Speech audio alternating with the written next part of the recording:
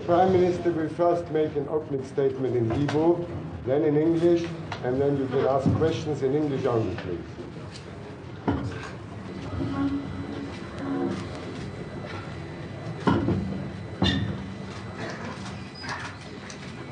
אזרחי ישראל, לפני מספר ימים דיברתי אליכם ואמרתי לכם שמצבנו אז היה הרבה יותר טוב מאותו היום שהייתי מחויבת להודיע לעם שהותקפנו מחדש על ידי שכנינו.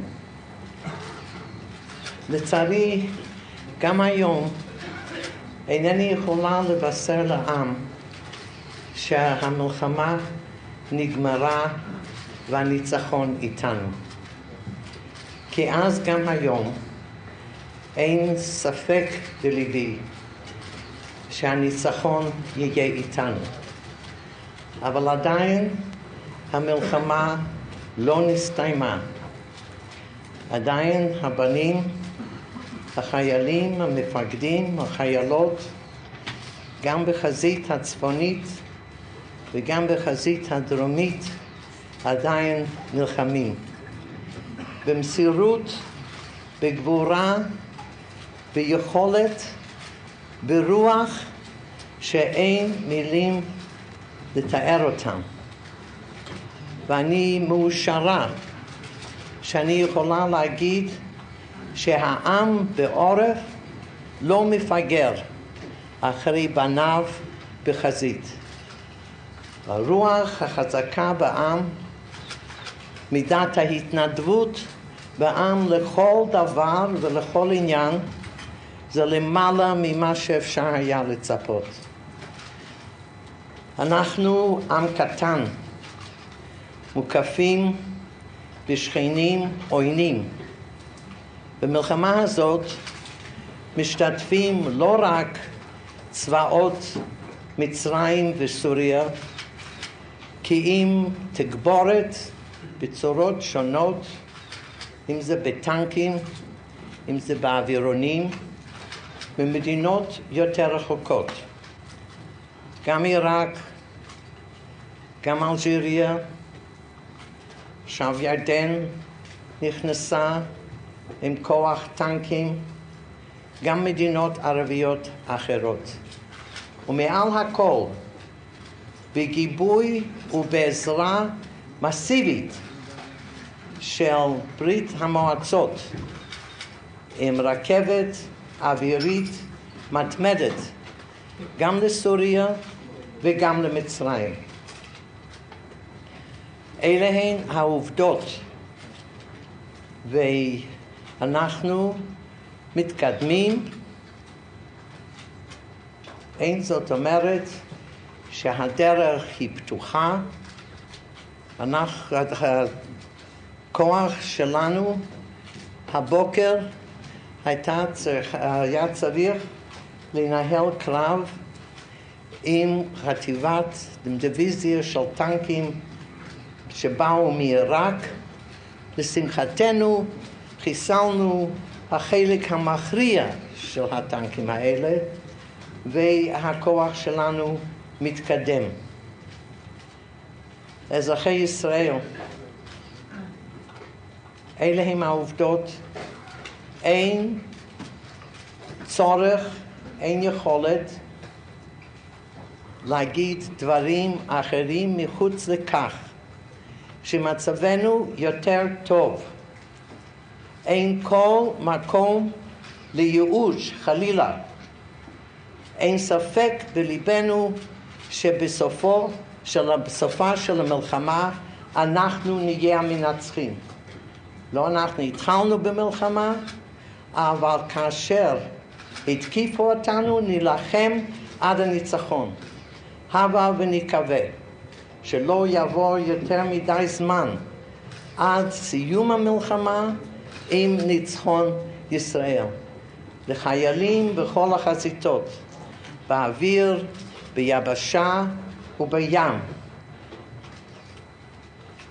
כל האהבה לכם. ליבנו איתכם של כל אזרח במדינה, בין שאתם בן של אחת המשפחות, כולכם בנינו, כולכם בנים של כולנו. נתראה, אני מקווה בקרוב, אחרי הניצחון הגדול של צבא ההגנה לישראל. Ladies and gentlemen, Israel again has been attacked by its neighbors, those on its borders, and Arab countries that are far away, including help from Iraq, Algeria, Tunis, and others. And above all, one of the two great powers in the world has not only for over 6 years prepared both Egypt and Syria and Iraq with all the war material that they could possibly accept, that they could integrate into their armies, the best of what they have, for over 6 years, training the officers and men, teaching them the theory, their theory of war, of attack. The Soviet Union did not come to Egypt and Syria to teach the people, the Egyptians and the Syrians, how to be prepared against an attack. They knew very well Israel was not going to attack, and there was no danger for Egypt or Syria for anybody else. All their thought, all their effort, all the billions of dollars worth of tanks and planes and guns and ammunition, and their teaching went for one purpose only: to prepare them for a massive attack on Israel. And here we are, again in a war which we did not want, which we did not initiate. We did everything possible during the 6 years in order to try to convince our neighbors that bloodshed has never yet solved any problem between neighbors, and another war will only be more death, more bloodshed, more destruction, and no solution. And after all this is over, there is still only one way only, to negotiate and to decide, or rather first to decide that there is a will, a sincere will, to live in peace, and then sit down and negotiate an honorable peace for all concerned. But, as in previous wars, this war was forced upon us. We are a very small people, small in numbers. There's no comparison between the numbers in our army and the numbers in any one of the countries that is fighting against us, and certainly no comparison with the massive armies of men of all those that have joined in this war against us. We do not have that wealth of ammunition that our armies have. But there are two things that we have an advantage over our neighbors: the hatred for war and for death, the pain that everyone in this country, everyone in government, everyone anywhere in a village or a city feels over the death of one single man. That we have. Maybe it is essential that the heads of states of our neighboring countries begin to feel that.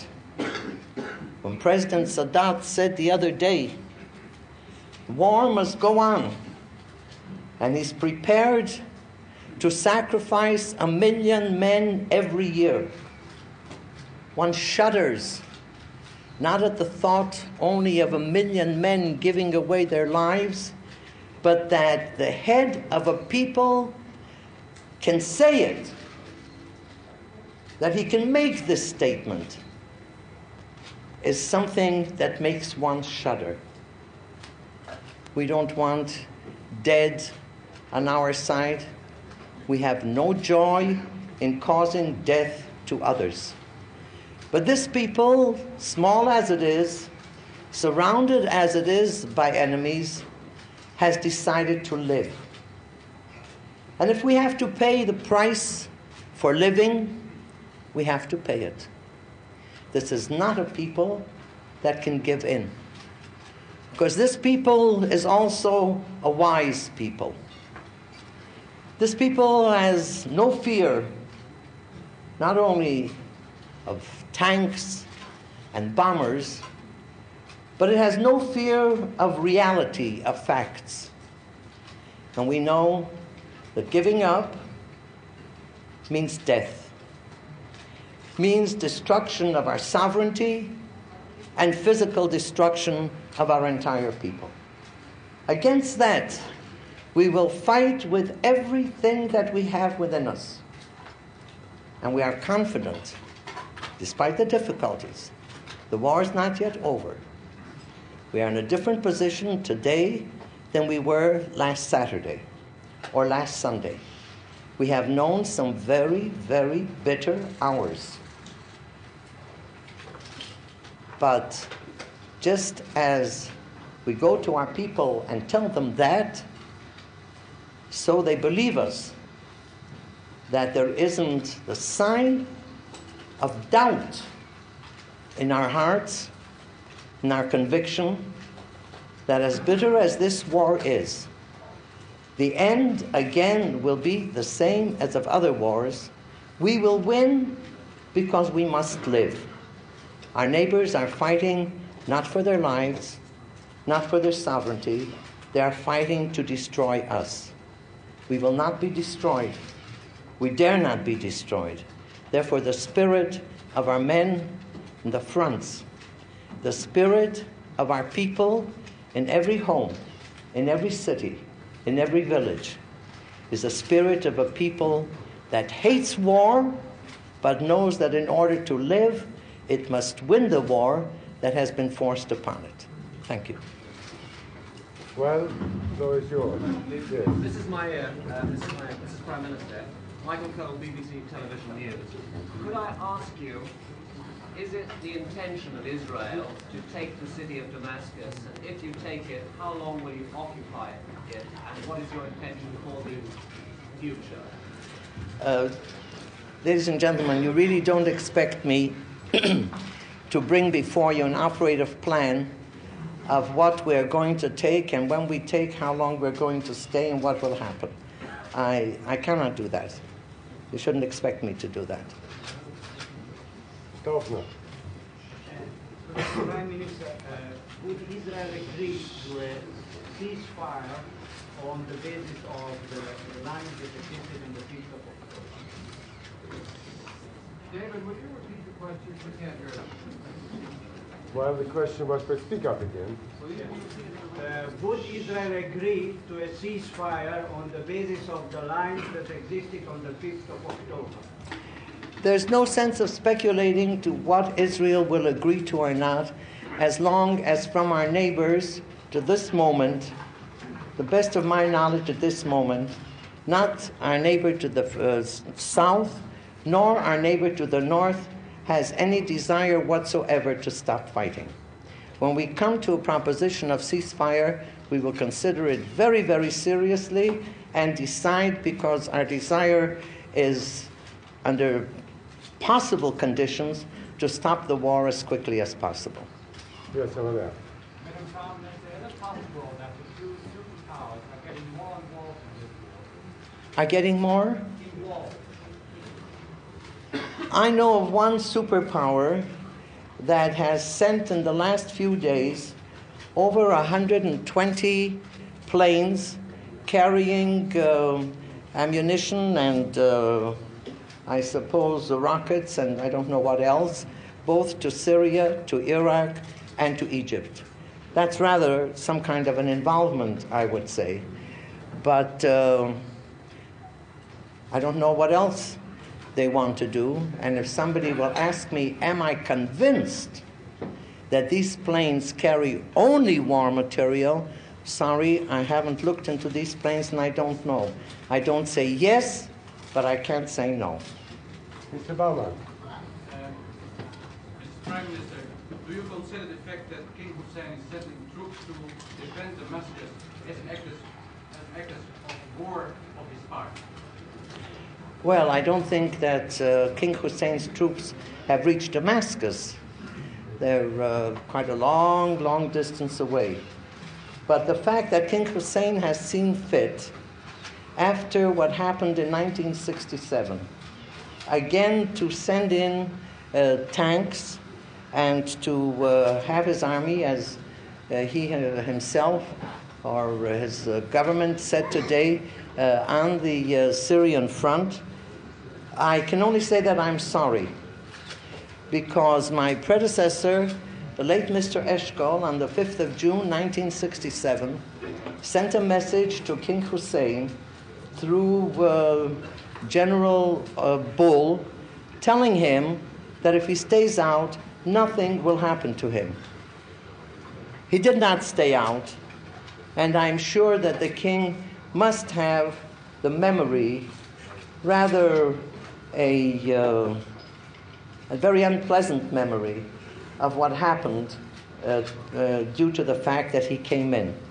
I'm sorry that he has done that, but if any tank that stands in our way, we cannot ask for identification whose tank it is. Any tank in our way will be hit.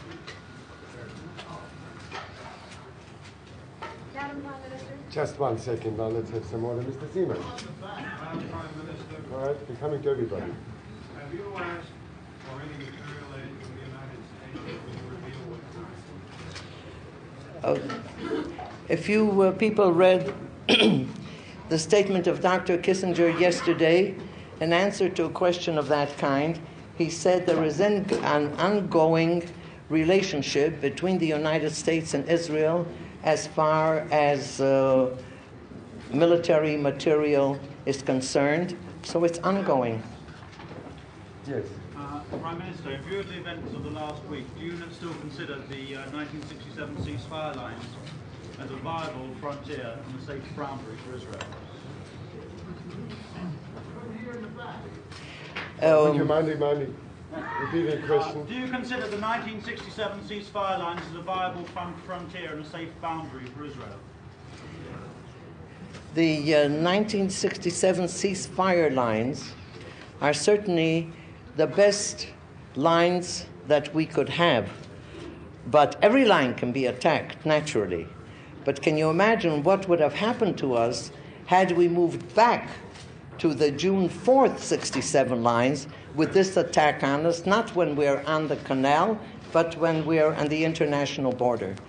Maybe, I hope at any rate, that people throughout the world that did not exactly go along with us when we said that we will not go back to the pre-67 war borders, and we must have borders that are safer, more defendable than those borders. I hope now they will realize it's not because we wanted some more sand in the Sinai Desert or some more land anywhere else, but we wanted borders that will prevent war. And even if these borders did not prevent war, how much more terrible would it have been for Israel if we had consented, at the advice of some of our best friends, just to go back where we came from so that we can start all over again. Andy Michaels. Pardon? Do you now regret not having launched a preemptive strike?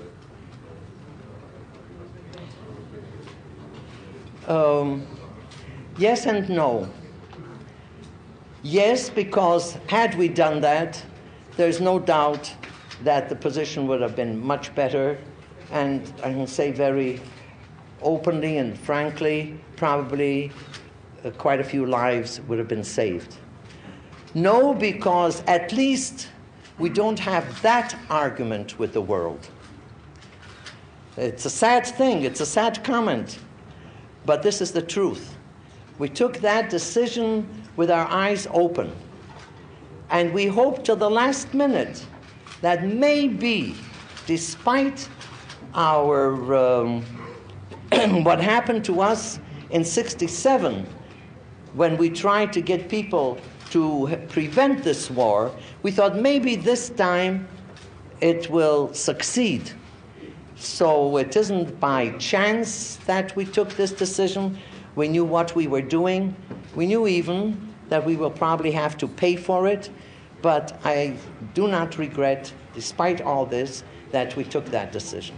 Andy Meisels. My question's been Been asked. asked. Yes, ma'am. Madam Prime Minister, Liz Truss, the National Broadcasting Company of the United States. You said that your forces have gone through some very, very bitter hours since either Saturday or Sunday. I wonder if you could outline a little bit more specifically exactly what the military situation is on the two fronts and what progress your forces have made since the weekend. Can you repeat this question turning over there, because I just can't hear the question. I don't want to interrupt. Maybe I can repeat it. Thank you very much. A friend here said that since I said that we had some very bitter hours, and may I say, not only our forces had bitter hours. When our forces have bitter hours, others also have bitter hours. Last Saturday and Sunday, could I outline in some way what is happening on our front in the north and in the south? Is that correct? Correct. Well, in the Syrian border, and the Golan Heights are back, every inch of it, in our hands. The people of the various agricultural settlements are back in their settlements. Our forces are across the border and on the road that leads to Damascus. There's quite a change to be in the Golan Heights or to be on the other side of the border. In the south, there's a battle also going on, of course, all the time in the north. In the south, there is a fighting now, and there probably will be for a few days to come. I would not like to say anything more about the southern front. Mr. Silva. Yes, Mrs. Mayor, can you tell us a little more about the implications of King Hussein's decision to send his troops into Syria? The implications on your present eastern frontier. For instance, we were told only yesterday that the bridges across the Jordan River were still open. Are they open now? We were told earlier in the week that there wasn't the full mobilization because certain soldiers were being kept back for the contingency of Jordan coming into the war. Today, anyone listening to the radio knows that more troops were mobilized. Was it for this contingency today? I mean, it would be, we would have to be more foolish than we are if a neighbor that is so close geographically to us sends part of his force, even if it's not too many, to aid a country that is fighting us, that we shouldn't have a possibility that if he does something more from across the borders, we should be prepared to meet him. As far as the bridges are concerned, if King Hussein hasn't closed them, they were closed today because on the Sabbath they're always closed. Yeah. And Yom Kippur too. Madam Prime Minister, could I ask you for your reaction to the British decision to cut off arms to fighting nations? Do you really need my answer? What is our reaction to the British decision to cut off arms, sending of arms to Israel, including that which was bought and paid for and actually on the way out? I agree. I must say that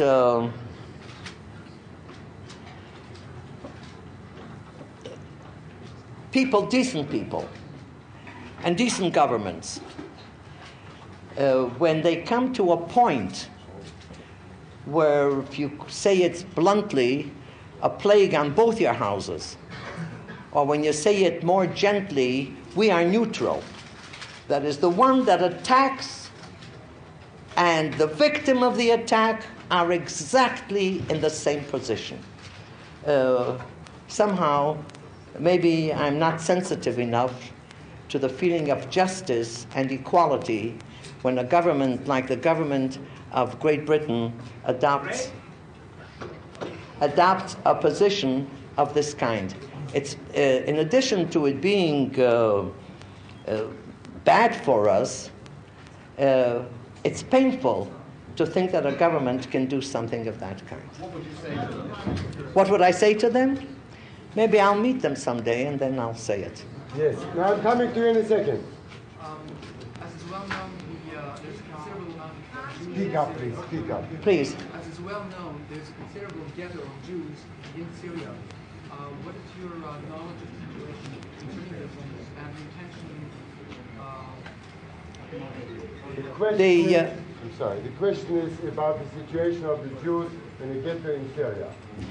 There's no doubt that the Jews that live in the ghetto in Syria are treated in the most terrible, miserable way. And we certainly will see to it, try at any rate, that when the war is over, and whether there is a ceasefire agreement or some other kind of agreement, that we would ask that these Jews be taken out the same way as we will ask for an exchange of prisoners. These Jews are prisoners that didn't even fight in the war. And we will certainly do everything within our power to see that these Jews are brought out from Syria. Gentlemen in the back of the hall. Mr. Mayor, my question were not so important, I wouldn't have been struggling so hard to be in the West. Madam Prime Minister. Only those that struggle win. I can't agree with you more. The question is this. I know that Israel's enemies have been counting on the assumption that supplies are going to run out and that Israel cannot fight a long war. I also know that Israel's friends abroad are concerned about the possibility that supplies for the conduct of a war may not be sufficient. I wonder if you could explain to us whether these problems are real or imagined. Our neighbors, if they would only deal with the realities instead of dreams, maybe there would be peace a long time ago. Israel does not face the danger of a lack of supplies. Israel is going to fight this war to the very end, as long as our neighbors insist upon it, and we can take everything that is necessary in order to fight this war until the war is ended with the victory of Israel. Of course, there are difficulties. There are difficulties in supplies, there are difficulties in many other things, but our people can take it. They have been tried before. They are wonderful today more than they ever were before. And we can take all the difficulties and all the hardships. If the neighbors build on that, then they have lost the war before they started. Mr. Smith. Mr. Mayor, assuming a favorable outcome that you are confident of, is there any way that you can see now to convert this fighting into the negotiated settlement, or any political settlement of the dispute that eluded you in 1967? Ladies and gentlemen, I'm sorry that we cannot come up every day or every week with something new. I'm sorry that we have to repeat the same formula, which I suppose sounds monotonous to very many of you. But yet, this is the truth. We didn't ask for the War of 67. It was forced upon us, and we won it. No sooner was the war over than the Israel government asked the heads of Arab states Now, let us sit down as equals and negotiate a peace treaty. And the answer came back from Khartoum: no recognition, no negotiation, no peace.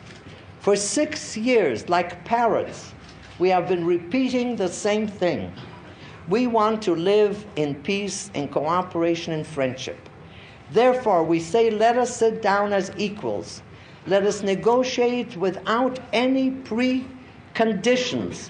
We have ideas of what the borders should be. You have ideas of what the borders should be. We don't ask you to accept our ideas before we sit down to negotiate. And you can't ask us to accept your ideas. For instance, if President Sadat said that he will not give up 1 inch of the Sinai Peninsula, we said, fine, that's your idea.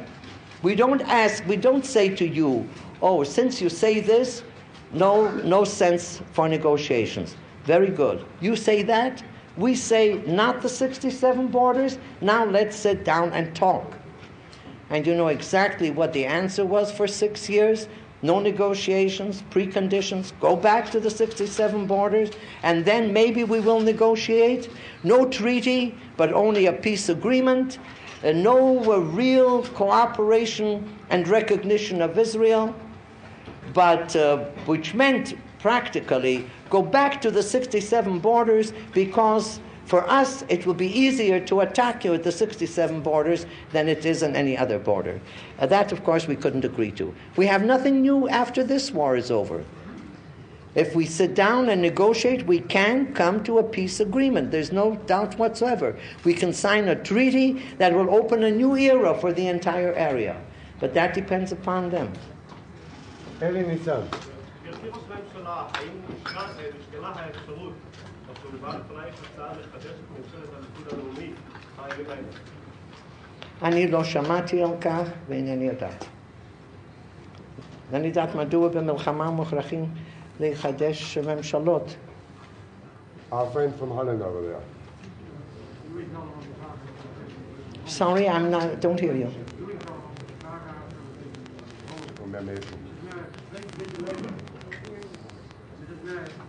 Respect that you have been waiting for the Arab troops to come. Is that a political shift? And if so, is this not in